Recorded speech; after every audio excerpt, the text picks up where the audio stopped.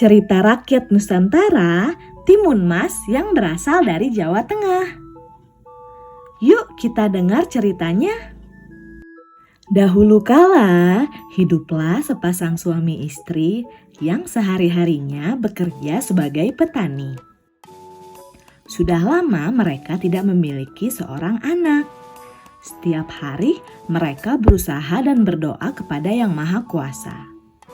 Ketika sedang berdoa, tanpa sengaja ada raksasa yang lewat dan mendengar doa-doa mereka. Karena iba, si raksasa pun memberikan sebutir biji mentimun kepada mereka untuk menanam serta merawatnya. Aku berikan biji mentimun ini untuk kalian tanam. Kalian akan mendapatkan seorang anak perempuan jika mentimun ini berbuah, kata si raksasa. Oh, terima kasih. Kami sangat senang menerimanya, kata suami istri itu terlihat kaget dan sedikit ketakutan. Suami istri itu pun segera menanam biji mentimun. Beberapa bulan kemudian, biji-biji mentimun sudah mulai berbuah. Ketika mentimun itu sudah matang, mereka kemudian memetiknya. Dengan hati-hati mereka memotong mentimun yang berwarna keemasan. Betapa terkejutnya, di dalam buah itu terdapat bayi perempuan yang sangat cantik. Bayi perempuan itu kemudian diberi nama Timun Mas karena didapat dari mentimun yang berwarna keemasan. Timun Mas tumbuh menjadi seorang perempuan yang cantik dan pintar. Sampai tak terasa usia Timun Mas sudah menjelang 17 tahun. Akhirnya si raksasa pun datang tepat di saat Timun Mas berusia 17 tahun untuk menagih janjinya. Hai petani, aku datang kembali untuk meminta anakmu buatku, kata si raksasa. Suami istri itu pun tidak rela menyerahkan Timun Mas. Mereka kemudian mencoba mengulur waktu dengan mengajak bicara si raksasa. Ketika bapak petani sedang berbicara dengan si raksasa, ibu petani menyuruh Timun Mas untuk melarikan diri dengan membekalinya benda ajaib di dalam sebuah kantung.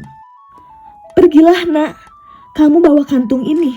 Terdapat benda-benda di dalamnya yang bisa menyelamatkanmu dari raksasa ini, kata ibu petani. Si raksasa sudah lama menunggu, tapi Timun Mas belum juga pulang ke rumahnya. Akhirnya si raksasa menyadari jika dirinya sedang dibohongi. Si raksasa pun mengamuk dan mencari Timun Mas ke dalam hutan. Dalam kejauhan terlihat Timun Mas sedang berlari, lalu si raksasa itu mengejar Timun Mas dengan penuh kemarahan. Ketika raksasa hampir mendekatinya, Timun Mas memasukkan tangannya ke dalam kantung, kemudian melemparkan garam ke arah si raksasa. Ajaibnya, garam itu berubah menjadi sebuah lautan yang luas. Raksasa berusaha dengan susah payah untuk berenang menyeberangi lautan luas itu. Setelah berhasil menyeberangi lautan tersebut, si raksasa kembali mengejar Timun Mas. Timun Mas mengambil sebuah benda lagi, yaitu sebuah cabai merah. Ketika cabai merah itu dilemparkan, berubah menjadi sebuah hutan yang lebat dengan hamparan pohon semak berduri. Namun raksasa itu sangat kuat. Ia berhasil meloloskan diri dari lilitan pohon dan duri. Si raksasa pun kembali mengejar Timun Mas. Melihat si raksasa sudah dekat sekali, kali ini Timun Mas mengambil segenggam biji mentimun. Dengan cepat biji-biji mentimun tersebut dilemparkannya ke arah raksasa. Biji-biji mentimun itu tumbuh menjadi kebun mentimun yang luas dan berbuah dengan lebat. Raksasa sangat letih dan kelaparan. Ia pun memakan mentimun-mentimun yang segar itu dengan lahap. Karena terlalu banyak makan, si raksasa tertidur.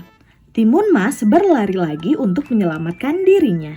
Beberapa lama kemudian terbangunlah raksasa dan kembali mengejar Timun Mas.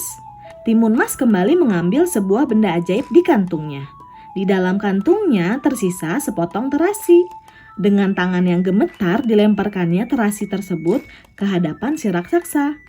Berubahlah terasi itu menjadi rawa-rawa berlumpur. Si raksasa bersusah payah berusaha keluar dari lumpur tersebut. Namun lumpur itu terus menarik tubuh si raksasa hingga menenggelamkannya. Timun Mas pun merasa lega dan bersyukur. Timun Mas kemudian beristirahat dan menenangkan diri. Timun Mas langsung berjalan pulang ke rumah. Bapak dan ibu petani sangat bahagia melihat Timun Mas kembali dengan selamat. Akhirnya Timun Mas dan kedua orang tuanya bisa hidup dengan damai dan bahagia, terlepas dari ancaman si raksasa itu. Dari cerita Timun Mas, teman, kita bisa mengambil pesan moral sebagai berikut. Janganlah pernah membuat janji kepada orang lain jika kita tidak bisa menepatinya ya. Janganlah mudah menyerah dalam kesulitan apapun, karena setiap masalah pasti ada jalan keluarnya. Jangan memaksakan kehendak atau keinginan kita kepada orang lain ya. Nah, itulah cerita rakyat Nusantara Timun Mas yang berasal dari Jawa Tengah. Sampai jumpa lagi di cerita berikutnya ya teman. Dadah!